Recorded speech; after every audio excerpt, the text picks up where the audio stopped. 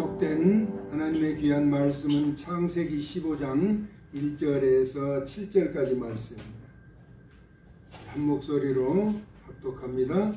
이후에 여호와의 말씀이 환상 중에 아브라함에게 임하여 이르시되 아브라함아 두려워하지 말라. 나는 내 방패요 너의 지극히 큰 상급이니라.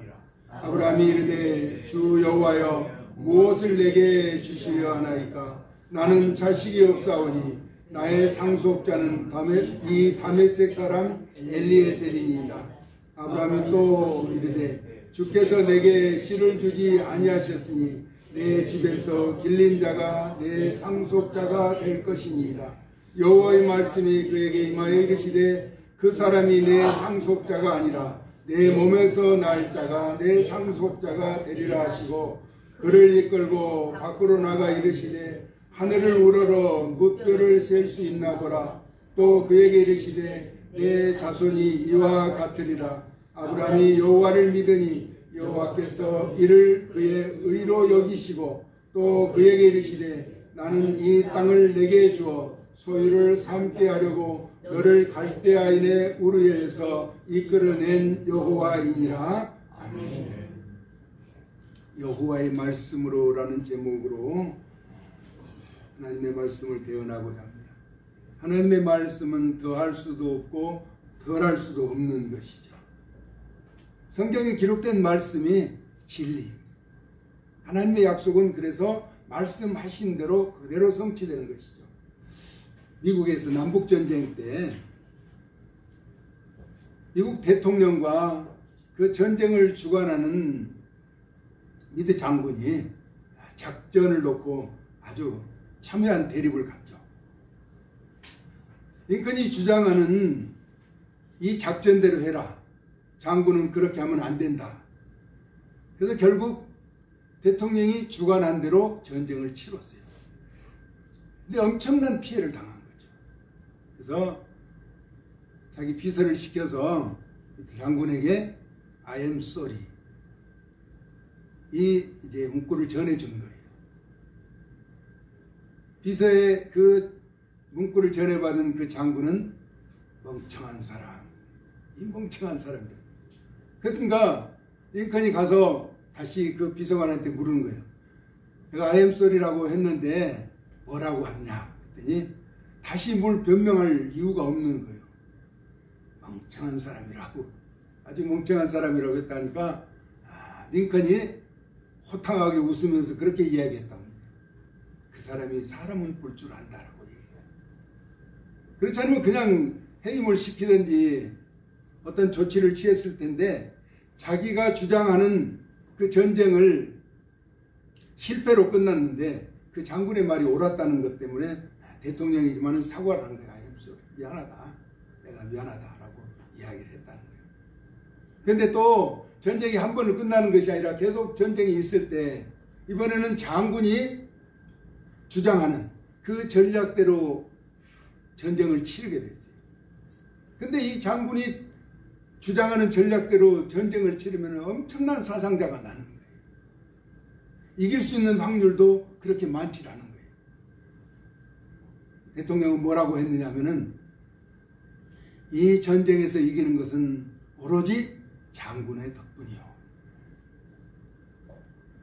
지금 무엇을 말하는가 하면은 비록 자기의 부하로 있지만은 그 장군이 전쟁을 이기기 위해서 엄청나게 노력을 하고 힘쓰고 있는데 그 전쟁의 승패에 따라서 갈릴 수도 있지만은 대통령은 그를 위로해 주었다는 것입니다. 그리고 자기의 잘못을 충분히 자기가 작전을 지휘했을 때 실패한 전쟁에서도 잘못됐다라고 이야기할 수 있었다라고 하는 것이죠. 여호와 우리 하나님이 친히 사용하시는 언어를 가지고 세상의 모든 만물을 창조하셨습니다. 하나님이 사용하시는 언어, 그 말씀의 권능은 하나님이 사용하시는 대로 이루어진 것이죠. 빛이 있으라 하셨더니 빛이 있었고, 그렇죠? 그 빛은 밤과 낮으로 나누이고 저녁이 되고 아침으로 바뀌게 된 것입니다. 산과 바다, 강과 들로 경계를 이루며 각종 실과와 생활에 필요한 것들이 하나님의 말씀 가운데서 이루어진 것이죠. 지금도 전체 우주 만물을 우리 하나님께서는 섭리하시고 다스리고 계시는 것입니다. 할렐루야. 아멘.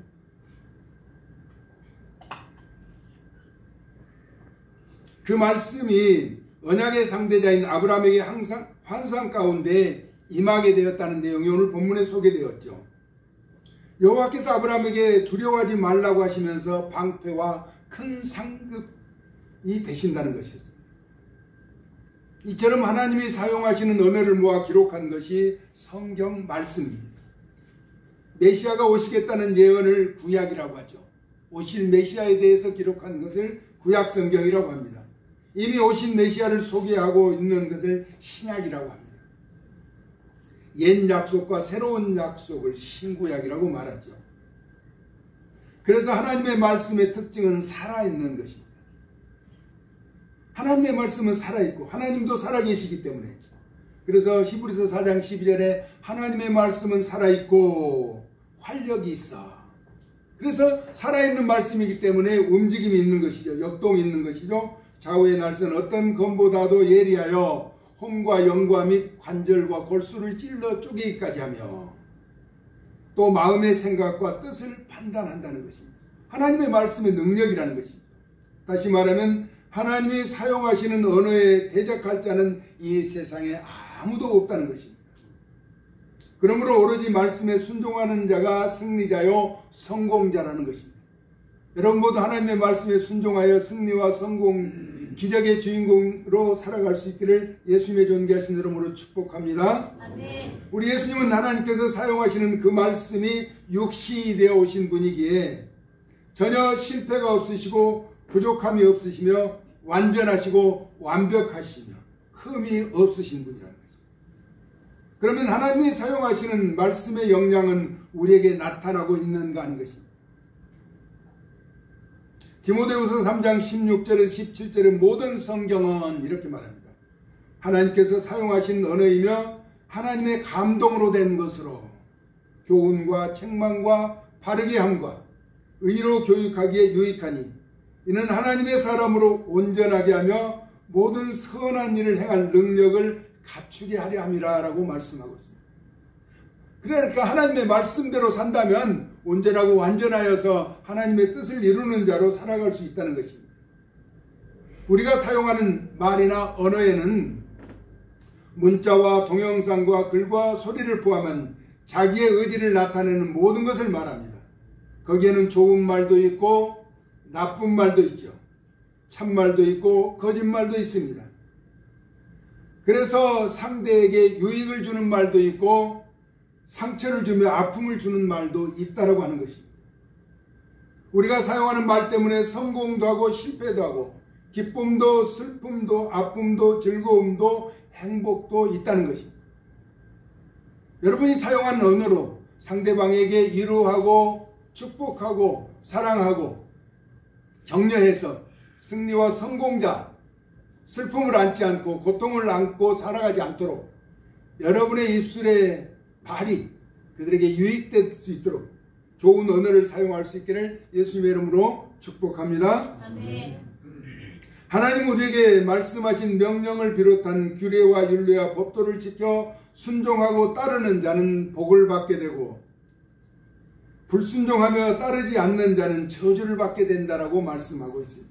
다시 말하면 감히 여호와 하나님이 사용하시는 언어를 받아들이지 않으면 대적자가 된다는 것입니다. 하나님 앞에 교만하거나 이를 대적하는 자는 결코 살아남지 못하죠. 비록 히스기야의 아들 므낫세는 아버지의 뜻을 따르지 않고 악행을 저질렀던 왕입니다. 왕 중에서 가장 오랫동안 55년이나 통치했던 므낫세, 그는 엄청난 악행을 저질렀습니다. 그러나 그가 겪는 환난, 곧 와스루 왕의 지휘관들에게 붙잡혀 쇠사슬로 결박되어 바벨론으로 끌려가게 되죠. 그러자 비로소 여호와께 간구하고 그 조상들의 하나님께 크게 겸손하여 기도하였으므로 기도를 받으시고 간구함을 들으셔서 돌아와 왕위에 앉게 하시자. 역대하 33장 13절에 므낫세가 비로소 여호와께서 하나님이신 줄을 알았다라고 기록하고 있습니다. 그렇게 악행을 저질렀던 그가 바빌론으로 붙잡혀 갔다가 사슬에 매여 있다가 다시 돌아와서 왕위에 앉게 되자 비로소 여호와께서 하나님이신 줄을 알았다는 것입니다. 그런 악행을 하는 자의 기도도 들었다는 것입니다. 간구와 기도를 들으시는 하나님. 그래서 구하라 그리하면 너에게 주시라는 말씀을 이루시고자 기도에 응답해 주신 것입니다. 하나님은 자기를 찾는 자를 만나 주신다고 시편 34편 10절에 말합니다. 젊은 사자는 궁핍하여 줄일지라도 여호와를 찾는 자는 모든 좋은 것에 부족함이 없으리라고 말씀합니다. 전능하신 하나님을 찾고 찾아서 부족함이 없는 넉넉한 삶을 살아갈 수 있기를 존귀하신 예수님의 이름으로 축복합니다. 아멘. 잠언서 8장 17절에 나를 사랑하는 자들이 나의 사랑을 입으며 나를 간절히 찾는 자가 나를 만날 것이라 라고 말씀하고 있습니다. 여호와 하나님은 말씀하시고 이루시며 그 말씀을 의지하며 따르는 자는 끝까지 안보해 주시는 분이십니다. 사람은 자기가 한 말도 불리하면 뒤집고 거짓말로 포장하여 자기 유익을 위해서 속이게 되죠. 그러나 하나님은 인생들과 달라서 사용하신 언어에 대하여 끝까지 책임을 지시는 분입니다. 그러므로 우리는 말씀을 붙잡고 기도하면 하나님은 반드시 응답하시게 되어 있는 것이죠. 민수기서 23장 19절에 하나님은 사람이 아니시니 거짓말을 하지 않으시고 하나님은 거짓말을 하실 수 없는 분이시죠. 인생이 아니시니 후회가 없으시도다. 인생 같으면 자기가 한 일을 후회하고 뉘우치고 그렇게 하지만 하나님은 완전하시고 완벽하신 분이기 때문에 거짓말도 하지 않으시지만 자신이 하신 말씀에 대해서 절대 후회가 없으시다는 것입니다. 어찌 그 말씀하신 바를 행하지 않으시며 하신 말씀을 실행하지 않으시랴. 하나님은 말씀하시고 시행하신다는 것입니다. 우리 하나님은 명령하시고 선포하신 일은 하나도 남기지 않고 다 이루어 가십니다. 사람은 시간과 공간에 장애로 이루지 못하는 일도 있으나 하나님은 시공을 초월하여 역사하시는 것이죠. 우리는 분단의 아픔에 그 고통에서 벗어나지 못하고 있는데 북한에서 내려왔던 많은 사람들이 그래요. 며칠 있다가 다시 내가 찾으러 올게. 너를 만나러 올게 했는데 70년이 지나도 가지 못한다는 것입니다. 사람은 자기가 말을 해놓고도 책임을 짓지 못하는 거예요. 갈 수 없는 그런 여건과 환경이기 때문이라는 거예요. 분명히 아들, 딸에게 약속했다는 것입니다. 누나와 부모에게도 약속했다는 것입니다. 내가 다시 데리러 오리라. 잠깐 후면 끝날 줄 알았던 전쟁이 3년 반이 넘어서 지나고 분단의 아픔이 70년이 지나도 지금도 하나 되지 못하고 있는 것은 안타까운 현실입니다. 그러나 하나님은 시간과 공간에 제약을 받지 않고 하나님이 사용하신 언어는 다 이루시는 전능하신 분이라는 것입니다. 그러면 하나님이 말씀하시고 이루신 한 사건을 조명해 보고자 합니다. 오늘 본문에 언급된 아브라함입니다. 75세의 갈대아 우르에서 여호와 하나님의 부르심을 받아 어디로 가야 할지도 모르고 말씀하신 대로 따라 나섰죠. 그 내용이 창세기 12장 1절에서 3절입니다. 한번 찾아서 여러분의 목소리를 한번 읽습니다. 여호와 하나님께서 처음 아브라함을 부르셨을 때 하신 말씀, 약속하신 내용입니다. 창세기 12장 1절에서 3절 시작. 여호와께서 아브라함에게 이르시되 너는 너의 고향 친척과 아버지의 집을 불러라. 내가 네게 보여줄 땅으로 가라. 내가 너로 큰 민족을 이루고 내가 복을 주어 내 이름을 창대하게 하리니 너는 복이 될지라. 너를 축복하는 자에게는 내가 복을 내리고 너를 저주하는 자에게는 내가 저주하리니 땅의 모든 족속이 너로 말미암아 복을 얻을 것이라 하시니라. 여호와께서 뭐라고 말씀해? 너는 고향과 친척과 아버지의 집을 떠나라는 것입니다. 어디로 갈지 모르는 게 내가 내게 보여줄 땅으로 가라.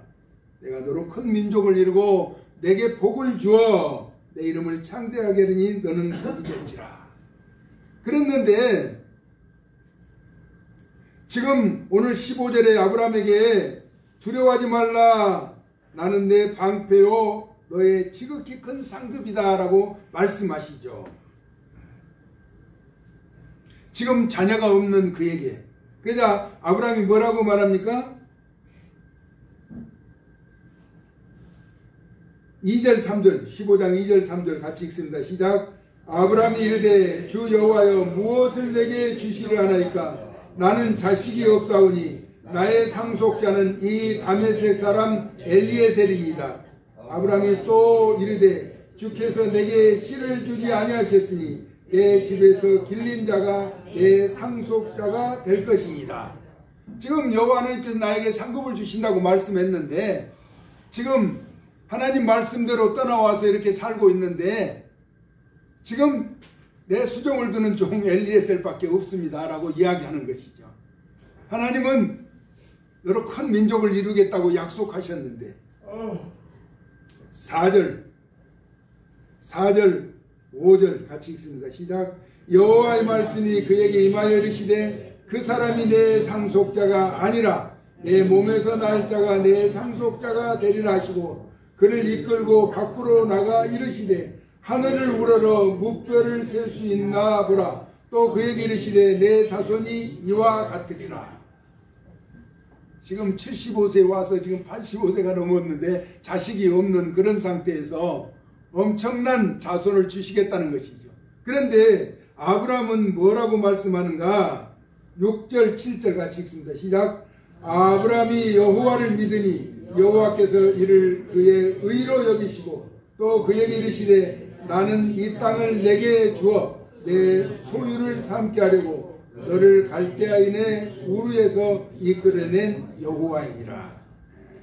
걱정할 거 없다는 것이죠. 아브라함을 이끌고 하늘을 보게 하시면서 무뼈를 셀 수 있나 보라고 했습니다. 요즘은 하늘이 잘 안 보이지만은 맑은 날 밤에 하늘을 보면은 별을 세다 보면은 별이 셀 수 없이 많아지는 것을 볼 수가 있게 돼요. 여러분 하늘의 별을 세본 적 있어요? 세면 셀수록 더 많아지는 거예요. 하늘의 별을. 전에 기도원에 가서 이제 기도하고 그 운동장에서 누워서 하늘을 한번 쳐다봤어요. 한없이 바라보면서 가까이 있는 별부터 세었더니 나중에는 새는 뭉텅이로 있어서 셀 수가 없는 거예요. 지금 그렇게 많은 자손을 하나님께서 주시겠다는 약속을 아브라함에게 하고 있는 것이죠. 그런데 아브라함은 어떻게 반응했는가 하니까 여호와께서 말씀하신 사실을 믿었다라고 하는 것입니다. 하나님의 말씀하심을 믿었다는 것입니다. 그래서 의로 여기던 여호와께서 아브라함이 이유 없이 믿는 그것을 그의 의로 여기셨다는 것이죠. 그는 평소에 여호와를 얼마나 의지하였는지를 알 수 있죠. 75세의 나이에 고향과 친척과 아버지의 집을 떠난 사람이었습니다. 그리고 현재 자신의 상황에 상속자가 없었으나 자기 몸에서 태어날 후손이 하늘의 별과 같이 많아지리라는 것을 믿었다라고 하는 것입니다.